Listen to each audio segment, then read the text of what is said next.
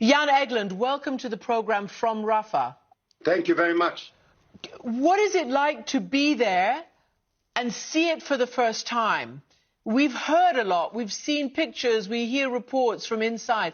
What are you seeing with your own eyes? Well, Christiana, you have to come to Gaza to understand the devastation, the destitution, and the desperation of the people here. I have never in my many years as an aid worker seen a place that has been so bombarded for such a long time with such a trapped population without any escape. So people are traumatized beyond belief. They live under the most horrific conditions. I was in the school today with 50 people sleeping in a small classroom, 250, 200 people sharing one latrine and no real water, food, too few mattresses even. We're trying to do all we can as the Norwegian Refugee Council, but we're really overstretched in this ocean of needs.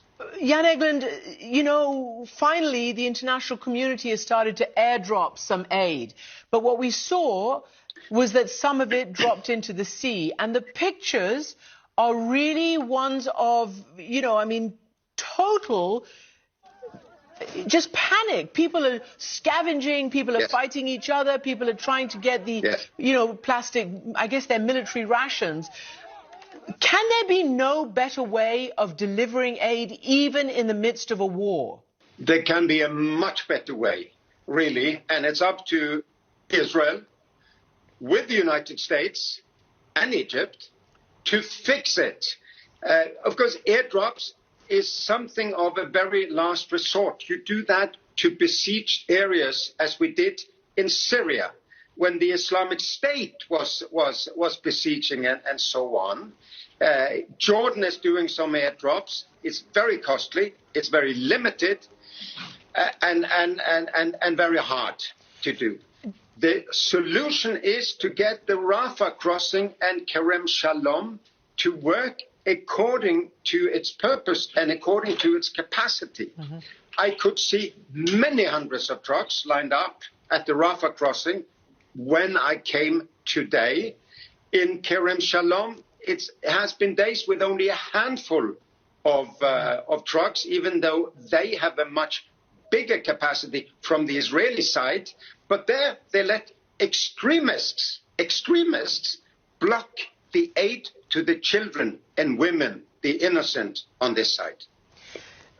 It's people who are saying, how can we send aid into the people who killed our women and children and kidnapped our people? So the politics is even playing out and the trauma on the border there. But I want to ask you how you react to, let's just say, Palestinians who talked to Reuters said about the airdrops. We came throwing ourselves toward death to get some flour. We can't find anything. Have mercy on us. Another said, our life has become hell. And we know, because a CNN investigation found, that Israel actually fired on a UN convoy carrying food supplies earlier this month, February 5th. Yes. And also say, it's beyond belief that people who are mourning, of course, the worst massacre in the history of Israel on the 7th of October, would believe that taking away food from children and women, completely innocent, had nothing to do with the 7th of October, can in any way help the poor hostages here. The Hamas militants have food, and they are in tunnels. They have nothing to do with the people that we aid. The chaos, around the aid line is becoming worse and worse because there's so little aid coming in. Today, I'm pretty shaken, actually, from what I saw. The minute we crossed the border from, orderly and sparsely populated Sinai, you see the aid trucks going full speed down the road being chased by gangs of youth who jump the trucks and before eyes loot mattresses, blankets, food, etc., to the desperate people outside who want to get some aid. So, Jan, really. let me ask you this. Yeah. Jan, is this anarchy? Is this stealing? Or is this an attempt to distribute this, you know, in as crazy a way as you described, to distribute this aid?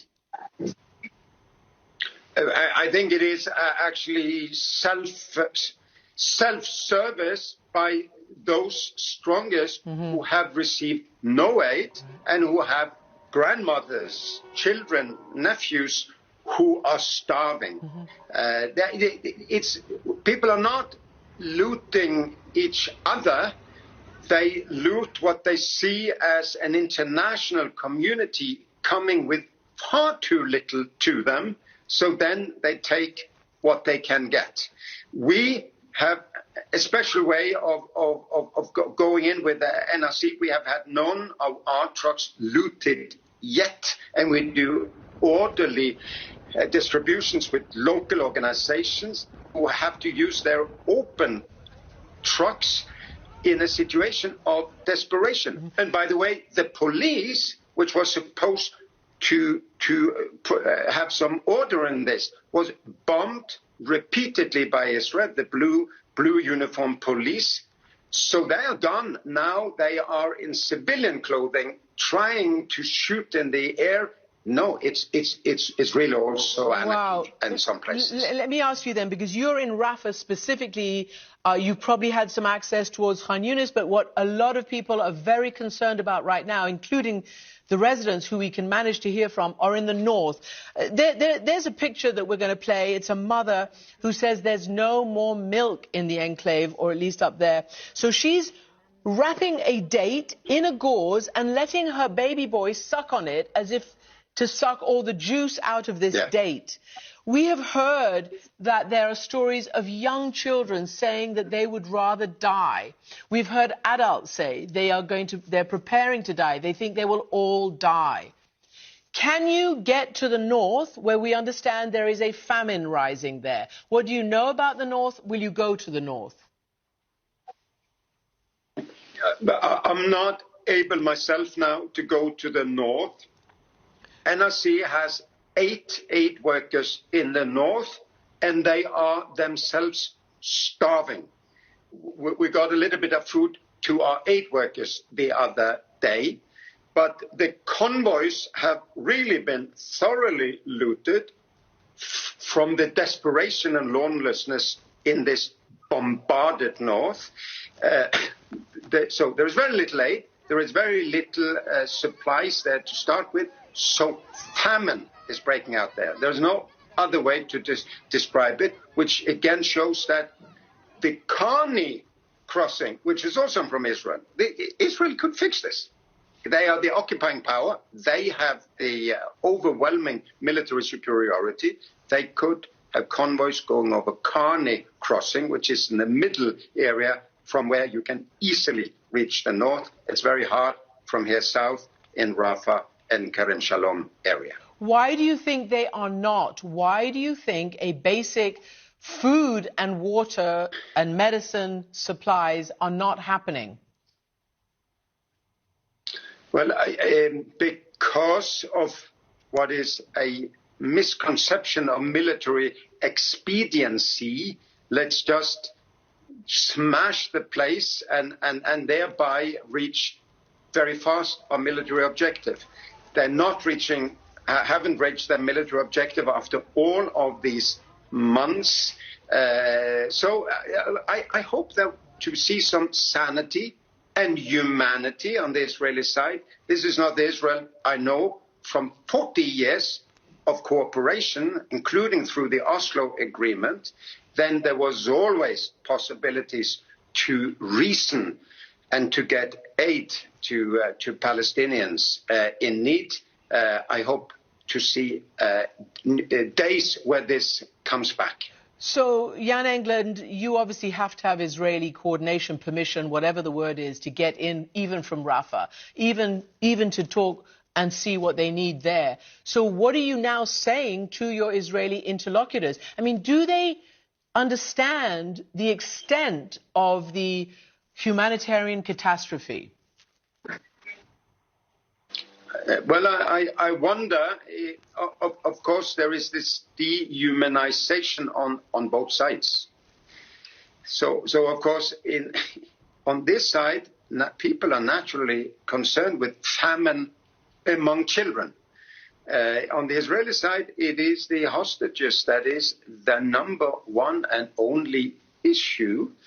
So I'm looking to the United States to broker now a deal whereby there is an extended ceasefire for this war-exhausted population, a release of the hostages, release from prisoners also that are sitting in arbitrary detention on the other side, and then let's reboot and start to discuss a future with some hope for both Palestinians and Israelis, security for Israel, hope and justice for the Palestinians.